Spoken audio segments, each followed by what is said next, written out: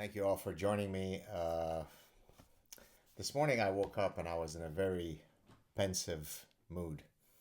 And so I tweeted the following. I want to read it to you. I was walking to the cafe with my wife. I was quiet and pensive. My wife asked me what was on my mind. I sighed and said, quote, "It seems hopeless. I live in a world where I'm trying to stop rapists, and all of the women are screaming against me for being hateful against rapists. This is the plight of the West." Close quotes. She answers, quote, "You've done a million times more than others. Sit back and let others fight." Close quote. On the one hand, I sometimes feel that maybe this is exactly what I should do. I've done my part, and then it's for someone else to pick up the slack. But then here I am, because someone has to speak up. Too few people speak out, and we are losing our society. It's not hyperbolic. I've been screaming this for decades. You're now seeing it increasingly so. I'm not here to be gleeful and say I told you so, but these things take a while to unfold. But then you will wake up one day and it will be too late. So get engaged in every possible way. So today I want to talk about a whole bunch of things that are pissing me off. I want to start with wood cricket Jews. Many of you already know when I make the reference to wood crickets, but for those of you who don't know, let me repeat it. As you know, I use the neuroparasitological framework in the parasitic mind precisely to explain that in the same way that all sorts of animals can be parasitized by a brainworm, causing them to behave in ways that are maladaptive to them, but adaptive for the neuroparasite. Humans can be parasitized, of course, by bad ideas, and therefore, hence the parasitic mind. And now, of course, the one example that I often refer to is the wood cricket, because the wood cricket abhors water, but when it is parasitized by a hairworm, the hairworm needs it to jump into water in order to complete its reproductive cycle, and therefore, once it is parasitized, it jumps merely into water, commits suicide in the service of the parasite. That's what Gabor Maté and his son Aaron Maté and Glenn Greenwald and Chuck Schumer and the rest of the wood cricket Jews engage in. So let's begin with Gabor Maté. This is actually something that I wrote on February 5th on my X feed. Why Aaron Maté and his dad Gabor Maté drew my ire. Sorry, I have a bit of a cough, so excuse me for clearing my throat. Number one, Dr. Maté utilizes his narrative of victimology as a form of existential credential to speak on behalf of the Palestinians in attacking the evil Jews/Israelis. Dr. Maté was a 6-month-old infant when, quote, he survived the Holocaust. 6-month-old infants do not have any conscious memories, and as such, to argue that he is a Holocaust survivor stretches credulity and decency. By that standard, a person who was a spermatozoa in his dad's testicles during the Holocaust also survived the Holocaust. It is a form of nonsensical narrative meant to bolster his theory of childhood trauma. What I experienced in the Lebanese Civil War as a 10-year-old and 11-year-old child is infinitely more violent than the unconscious, quote, trauma that he experienced. Yet I don't use my tragic childhood to espouse nonsensical theories. 2. Both Dr. Maté and his son would have been executed if they happened to be on location during the October 7th attack. Many of the killed Israelis were peaceniks who were very sympathetic to the Palestinians. Their infinite suicidal empathy did not protect them from being raped and butchered. 3.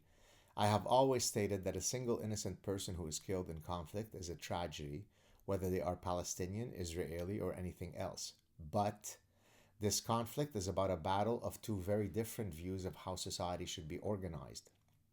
Palestinian society, including Hamas, is animated by a view that would make shish kebab out of Dr. Maté and his son. There is 1400 years of history that suggests that the kuffar, meaning the non-Muslims, are subjugated, raped, converted, and killed. Conservative estimate is hundreds of millions. Hence, Dr. Maté and his son are supporting an ideology that is defined by the genocidal hatred of their heritage. Number 4.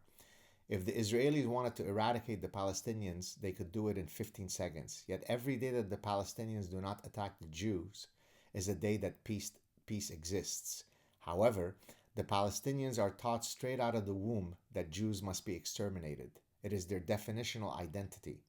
This does not mean that there aren't millions of lovely and peaceful Palestinians, but the society and the ideology that fuels it is defined by genocidal hate. Hence, it is in this sense that I refer to Maté's son as a parasitized wood cricket. He is supporting the ideology that has eradicated endless number of Jews throughout history. 5. There is nothing noble, compassionate, and virtuous about being suicidally empathetic toward those who wish to exterminate you. Maté and his son know nothing about the region, about the tribalism, about the hatred, about the intolerance of the ideology that animates the Middle East. We escaped execution in Lebanon. We lost everything. Our home was stolen by Palestinians. My parents were kidnapped and tortured by Palestinians. Some of my grandparents escaped Syria because of the religion of the Palestinians. My in-laws escaped Lebanon for the same reasons. My brother-in-law's family escaped Egypt because of the religion of the Palestinians. My wife's ancestors were either exterminated or escaped the Armenian genocide due to the religion of the noble Palestinians. Hence, Gabor Maté and his son Aaron can continue to attend the progressive parties in the West, signaling their infinite suicidal empathy. But they are parasitized, useful idiots who would be the first to be exterminated. Their infinite suicidal empathy is not an indulgence that will free them from the firing squad. A strong person with dignity is infinitely kind as a default value, but breathtakingly ruthless to those who wish to eradicate his family's existence. There is nothing noble about the Maté duo. They are uninformed fools engaging in malignant narcissism masquerading as infinite compassion. And now I'm off to the beach, because when I wrote that tweet, I was in Florida. I think I was in Marco Island, and so I was heading off to the beach. I was there for professional reasons, but I was also, my hotel was by the beach. So that's what I think of Gabor Maté. By the way, his theories about trauma are absolute junk, right? Because everything in his view is due to trauma. By the way, again, not that I wish to imply that your only value is, to say something depends on, your credentials in that field, right? I mean, you could have very poignant points to make about the Holocaust without being a Holocaust survivor or a Holocaust historian, right? So I'm not trying to use credentialism here. But he's a run-of-the-mill physician. Shut the fuck up, give me my antibiotics, and leave the heavy thinking for others. You know nothing about psychology. Nothing. Zero. Okay? But by the logic that he uses, which is childhood trauma causes everything, then anyone who went through the Lebanese Civil War should now be dropping dead of diabetes and Lou Gehrig's disease and all the rest of the bullshit he talks about. For every 100 people that have very traumatic childhood, by the way, he doesn't define what childhood trauma is. If my favorite soccer team had lost when I was 10 years old, maybe that is traumatic. If I asked for the Big Mac that I wanted, but my mother refused it because I was trying to gain weight, her refusing the Big Mac was traumatic. Everything is trauma. Everything is related to trauma. None of it is rooted in science. But if he speaks in a very quiet, compassionate voice, you see how compassionate I am? I'm speaking with a low voice because I'm a Holocaust survivor. because I was a spermatozoa in my dad's testicles, therefore I too was a Holocaust survivor. He's a fraud. He's a charlatan. Okay? But who decides that the people who would put a bullet in his head are the ones that are worthy of his infinite compassion and empathy. Degenerate. That's number one. I'm pissed off. F you, Gabor Maté. Let's go to Glenn Greenwald. Glenn Greenwald is gay. Glenn Greenwald is Jewish. What better way to demonstrate your compassion and empathy by siding with the noble Gazans when it comes to the conflict with Israel? You see, he speaks with the progressive lisp of a gay Jew, and therefore he must be compassionate. You get it?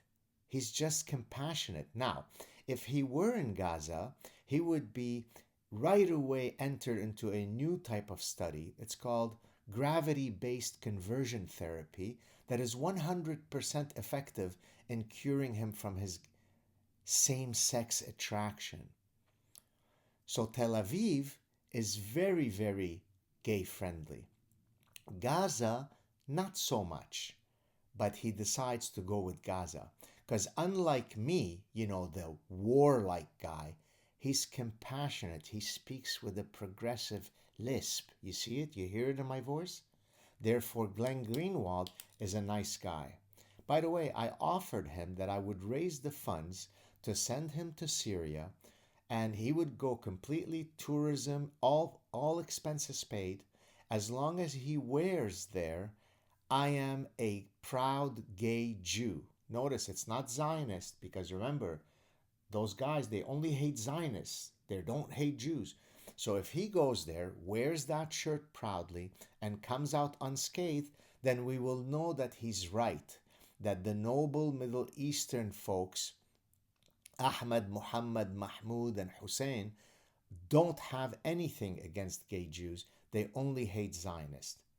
He's a fucking degenerate. Number 3.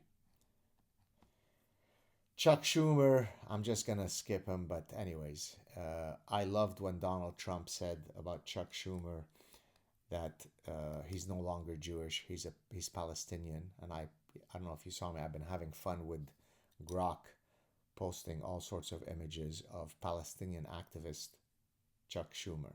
Because he's a Democrat, therefore his allegiance to his group supersedes, the group that would keep him alive. They're called Jews. By the way, I have a book here which I want to re-mention. They're getting a lot of free publicity from me. It's a book called The Enigma of Reason by Hugo Mercier and Dan Sperber, where they argue, and I cite this book in chapter 7 of The Parasitic Mind, where they explain that our faculty of reasoning did not evolve to seek truth, but rather it evolved to simply win arguments. And therefore, when you ask yourself, why is it that, someone can't simply say, on this point, I agree with the opposing camp? Because the architecture of the human mind, regrettably, is structured such that most people just want their tribal allegiance to win. So it doesn't matter how much information I share with you, even if it means that you're a wood cricket that's going to drown, you will always stay allied to your group. Very, very good book, very powerful. I mean, it's technical, it's not an easy read. 2 cognitive scientists. Hugo Mercier, by the way, was on my show maybe a year ago. You can go and check out our conversation on the Saad Truth. Hugo is Hugo. Mercier is Mercier. Now let's come to Mahmoud Khalil. My God, what a beautiful, loving student this guy is. By the way, you can't really arrest him. The guy's got an 8 months pregnant wife. So see, if I were John Wayne Gacy or Ted Bundy or Jeffrey Dahmer, all I would have to do is marry some woman, make sure that she's pregnant. Now, when you find that I'm a cannibal and I've got the body parts of 20 young men in my house, as we had with Jeffrey Dahmer, you can't arrest Jeffrey Dahmer. He's got a pregnant wife, for God's sakes. What kind of monster are you? Why are you being non-empathetic? Why are you being like Gad Saad, that mean guy? Mahmoud Khalil is a sweet guy. All he says all day is, we will destroy your society. We hate the infidel. We will kill you, Zionist. We hate Western civilization.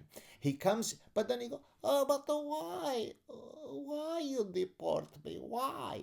Go watch my clip, the Saad Truth, that I posted 2 days ago. Got almost 1 million views on X. That's the classic ploy. I'm going to read you here something that just got me censored on LinkedIn. I simply shared the following. It's right now, you could find it on my X feed. This is not my, it's not my figure.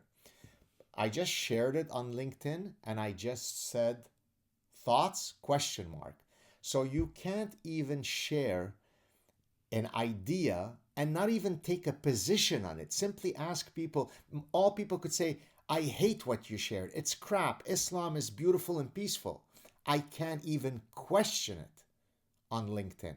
So here's what the figure says, because it's going to relate to Mahmoud Khalil. But why you deport me just because I want to exterminate you? Why? 3 phases of Muslim immigration. Phase 1, when you are few in number, you're oppressed. Play the victim. Claim Islamophobia. You're tolerant of others. Phase 2, when the number of noble, peaceful becomes greater, you become more indignant. You become more threatening. You demand Sharia law. You are intolerant of the kuffar. Phase 3, when you're a clear majority, you become dominant. You become militant. You have strict Sharia law. You kill and subdue all the kuffar. And there's been 1400 years of record of that. It's as clear as gravity. But I wasn't able to share that on LinkedIn because LinkedIn, they're kind and empathetic people. Therefore, they shut me down. That's the West. Which, of course, I'll come back to Mahmoud in a second, but this beautiful Islamophilia is so nice. It's going to bring us great fruits and rewards in the future, to be infinitely Islamophilic. So Mahmoud basically, and this is all, of course, going in my book, Suicidal Empathy. Mahmoud and all of his friends are engaging in exactly the frog and scorpion story. One of the fables that I love the most. Fables, universal fables are important, or parables, because they speak to universal truths. So for those of you who don't know it, let me mention it here quickly. A scorpion wants to cross the river, but he doesn't know how to swim, and so the river, the river is moving is quite the torrent is very strong, and so he goes to the frog, and he goes to the frog. Please, what do you do? What, please? Right? You see the accent I'm taking? And he says, can I get on your back so that you can help me cross the river? You're a frog, you can swim well. The frog says, are you insane? You're a scorpion. As soon as we're going to get in the middle of the river, you're going to sting me and we're both going to drown and die. And the scorpion says, well, are you an idiot? Why would I do that? Come on, trust me. You can trust me. I don't want to die here. Let me get on your back. Nothing's going to happen. He goes, okay, I trust you. He jumps on his back, and now the frog is going in the river. About halfway through the river, boom, he feels the scorpion sting inside his, in his back. And he turns and says, what the hell have you done? Why did you sting me? Now we're both going to die. He goes, well, what did you think was going to happen? I'm a scorpion. But why you want to deport me? Only because I want to kill all the Jews and the kuffar. Why? All right, let's go on. I come from that world. I grew up in that world. I grew up with those folks. Does that mean that every single one is a bad person? Of course not. Does it mean that when you become enough in numbers, it's goodbye for everyone else? Of course it is. Look at every society that is under the OIC, the Organization of Islamic Cooperation. How does a society go from 0% Islam to 100% Islam? And sometimes it's in 50 years, sometimes it takes 500 years. But how does that happen? How does it magically happen that there are 56 countries plus the noble Palestinian territories that are almost all exclusively Islamic? Why? How does that happen? Do we have a demographer that can explain this to us? All right, let's keep going. I'm pissed off. Democrats. Let's talk about Democrats.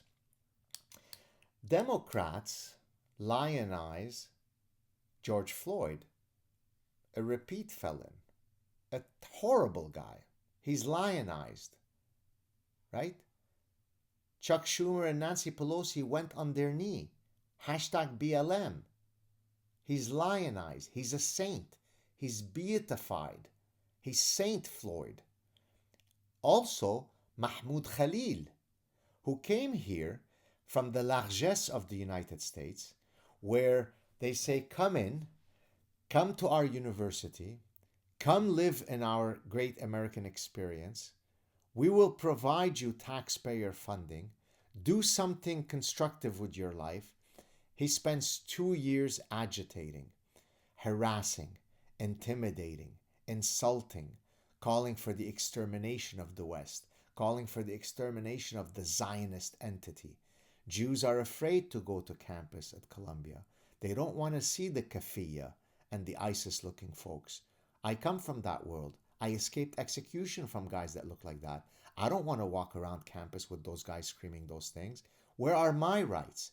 But why you want to deport us? Why? Why the Islamophobia? Don't stand up when you're a Democrat for a 13-year-old who has brain cancer, but stand up for Mahmoud Khalil and take a knee for George Floyd. That's great. Since I'm on the topic of the Democrats, earlier today I posted the following tweet, which I want to read for you right here. Imagine that the most powerful country in the history of the world has the following party, hence the Democrats. 1. Eradicate women's rights by allowing men to infiltrate all of their spaces. 2. Refuse to define what a woman is. 3. Reject the integrity of borders because racism. 4. Refuse to clap for a child suffering from brain cancer. 5. Populate academia with professors who spread the most illiberal idea pathogens imaginable. 6. Support the right of non-Americans to destroy the host society from within. But why you deport me? Why? 7. Be astoundingly Islamophilic. 8. Be soft on crimes because racism. I mean, you can't really put a felon, especially if he's a felon of color, in prison if he's only had 87 prior arrests. Why don't you give the guy another chance? Only 88. Maybe this time he'll turn it around.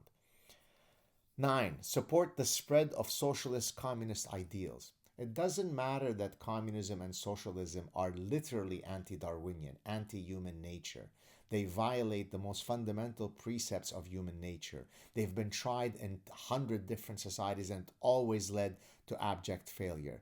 Next time, when it's occasional Cortex AOC and wood cricket Bernie Sanders who are, leading the socialist revolution, then we will have good socialism and communism. 10. Espouse defund the police. 11. Support BLM. 12. Reject meritocracy in favor of diversity, inclusion, and equity. 13. Spew the hallucinatory white supremacy canard. 14. Espouse the anti-scientific stance of settled science. There is no settled science. If you say settled science, you're a moron. 15. believe that the First Amendment should be curtailed. 16, believe that the Second Amendment should be curtailed. 17, believe that all immigrants are equally likely to assimilate. Professor Saad, why are you a hypocrite attacking immigration when you and your buddy Elon are immigrants? Exactly. Fido, my house cat, is a feline.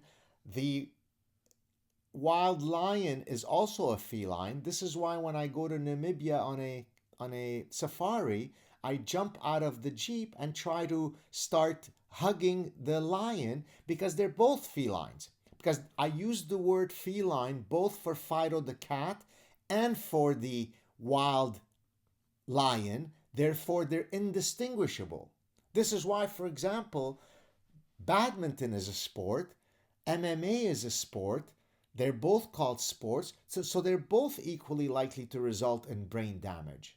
You see how smart the Democrats are? Number 18, contain a subgroup within the party that would make the Nazis proud in their orgiastic Jew hatred. And then I wrote, did I miss anything? And of course I did miss there. The list could be much longer, but there you have it. So that's the Democrats. Good guys. By the way, just to go back for a second to Mahmoud Khalil and his gang. I've told you this before, but I'll repeat it again. Again, this is all going to be in Suicidal Empathy. Make sure to pre-order the book the second it is available. Okay? Support those who put everything on the line to make sure that your children will be free of this stuff. In any case, noble Islamic folks have said in a variety of ways, I could give you all the references you want, that we are going to conquer the West in three ways. We're going to conquer the West through the womb of our women. That's demography. We're going to conquer the West through hijrah. Hijrah is the Arabic word for migration, immigration. So Muhammad, for example, went through a hijrah from Mecca to Medina, right? And when you have open door policies, that's how you let in millions of people who don't share your foundational values, like Mahmoud Khalil. And number three, we will use your miserable freedoms against you. That's what Mahmoud Khalil is doing. Please let me in. I'm a good person. I will kill you, Jew. I will kill your people. Please don't deport me. I'm a good guy. Wake up. All right, let's keep going. I want to talk very quickly about the hate for Elon. And no, that's not because I know him and he's someone that I respect and we have a personal relationship and all that. Elon was the poster child of a hero to the left. And then one day he decided that he didn't agree with the left when it came to Trump. He actually thought that Trump was the better choice. And so he went from hero to zero on all of the metrics that they thought he was the hero on. That's exactly the book, The Enigma of Reason. It doesn't matter what facts are. It doesn't matter what the truth is. Intellectual honesty does not matter. Axiomatic rationality does not matter. What matters is that you do not take a position that is contrary to my tribe. If you do, that's how I judge you. All right, let's keep going. Okay. I want to talk about Mark Carney. This is the degenerate. This is the guy who was just parachuted in to replace Justin Trudeau. Now, look, by definition, there is nothing that could be worse than Justin Trudeau. Truly. He exemplifies every horrifying trait that a vacuous, lobotomized, parasitized, degenerate could ever hope to exude. So from that perspective, Mark Carney is better, but only at the margins. Mark Carney was the head of the Bank in Britain and of Canada, and he lived outside Canada, I think, for the last 10 years, if I'm not mistaken. He is not in any sense a Canadian. He's not a parliamentarian. I had always been told when people approached me to be running for high office and so on, I wasn't interested in, being an MP, a member of parliament, and running in my local riding. And then people explain to me, no, no, no, you have to be a parliamentarian before you become, say, foreign minister or science minister or education minister. I said, well, I'm not interested in running for MP, in my riding and all this kind of retail politics bullshit. So I thought that you couldn't be parachuted in. But here is the guy. He's not a parliamentarian. He wasn't sitting in parliament. He's not been in Canada. And yet, right now, he is the interim prime minister of Canada because he's been hanging out at Davos with the globalists. Good luck, Canada. Now, I want to talk about something important here because the next point is actually a very powerful one.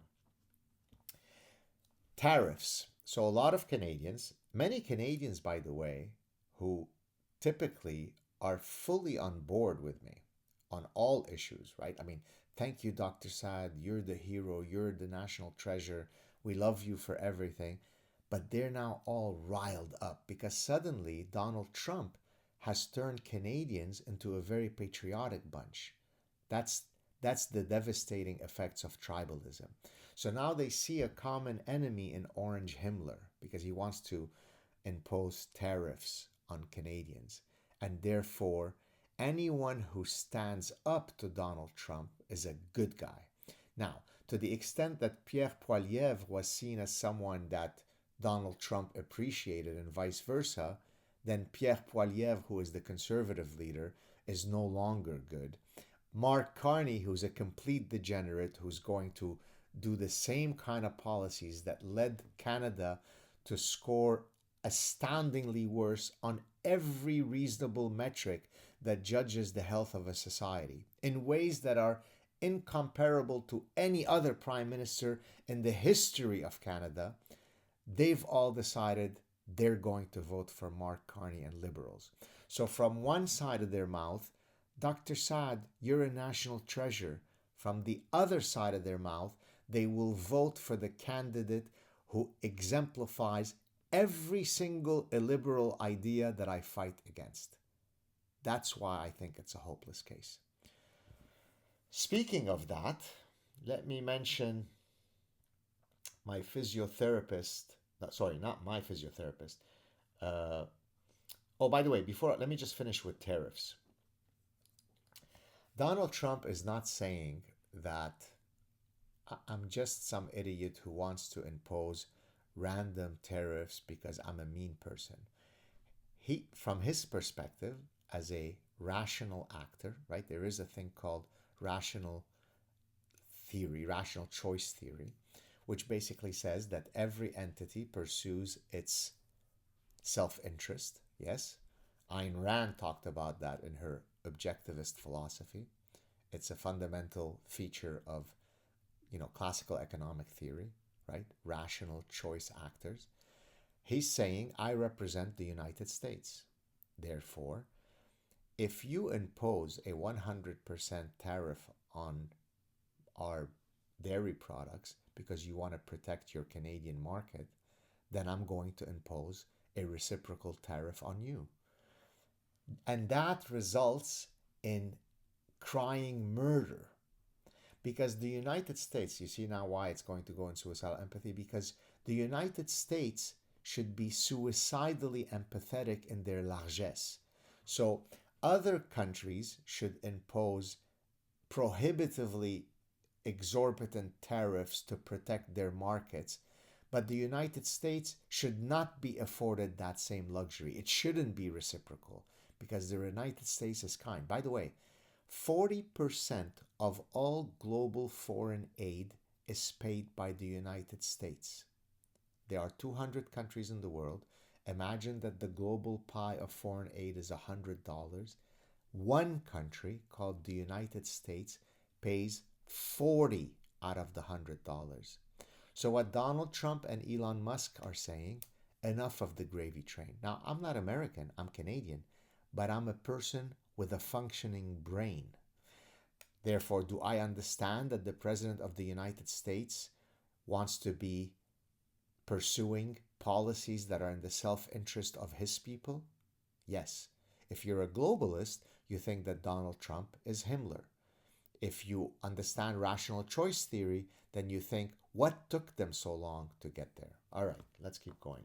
God damn, I should be charging you for all this wisdom. You should not be receiving this for free.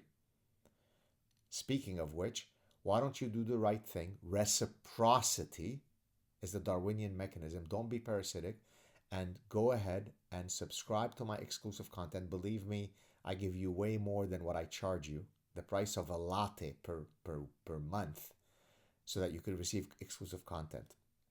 It doesn't make me rich, but at least it monetizes some of my time, effort, and expertise. So go ahead right now and subscribe to my exclusive content. You won't regret it. All right, now we come to my daughter's. I have a few more points and then I'll be done for today. My daughter's physiotherapist, she went to see her yesterday, and my daughter was saying something like, oh, you know, we might be going to the United States on vacation, or I don't remember exactly how it came up. And the physiotherapist, who's a woman who's roughly my age, said, oh, really? Like, you'd go to the United States now? Well, why wouldn't you boycott them? And she said, well, I love the United States. I would love, my dad is looking into moving us there. And she, what? Oh, sweetie, you drank the Kool-Aid, right? Look how patronizing. Now, how about you shut the fuck up and just work on her knees? Because I'm not paying you to parasitize my daughter with your bullshit, right? I have forgotten more today about geopolitics than this idiot will ever know in her entire life, but she finds it perfectly acceptable to take my young teenage daughter and use the opportunity to spread the nonsense. Because for the noble progressives, there is no wasted opportunity to ensure that we brainwash your young children. So you're in physiotherapy, I will tell you why Donald Trump is evil and you should never spend your vacation money in the United States. So that's the physiotherapist, which leads me to my former physician, whom I left a few years ago. I would go see him. We'd almost do nothing about medical issues. Oh, how's your blood pressure? Or oh, hey, maybe you need to lose weight. At the time, I was differently weighted until I became svelte again. And he would sit there for 2 hours. I mean, literally 2 hours. There'd be people waiting. I'd show up for an appointment at 9. I would leave at 11. He was just lecturing me on things like, well, my son went and looked at some of your content, and he tells me that you're showing conservative tendencies. Doctor, is that fatal? Will I be okay, doctor? Does it look like I've got conservative tendencies? What's the cure for that, doctor? Please help me. And then I decided, F this guy. By the way, he's Jewish. He's Jewish. He thinks that Donald Trump is a meanie. He's Jewish. He thinks that Justin Trudeau, who's let in millions of really, really friendly folks to the Jews, is a good choice. Not the brightest go to medical school. They may be good students, but they're not always the brightest. So there is my physician story. He's pissed me off. A couple of more points. I want to talk very quickly about the things that are happening with whether it be, Doge or stuff like that. You know the old expression, you can't make an omelette without breaking eggs? Again, these sayings exist and stand the test of time because they speak to universal truths. You can't make an omelet without breaking eggs means that you can't pursue certain projects without ever facing certain difficulties, certain obstacles. So when you're trying to cut out astounding corruption, unbelievable waste, extraordinary mismanagement in the order of trillions of dollars, and you're going to cut off, say, the federal workforce, of course there's going to be an instance of someone who is going to be, quote, wrongly terminated, meaning that not every single person, when you are cutting the fat is going to be a corrupt, you know, never shows up to work, apathetic charlatan.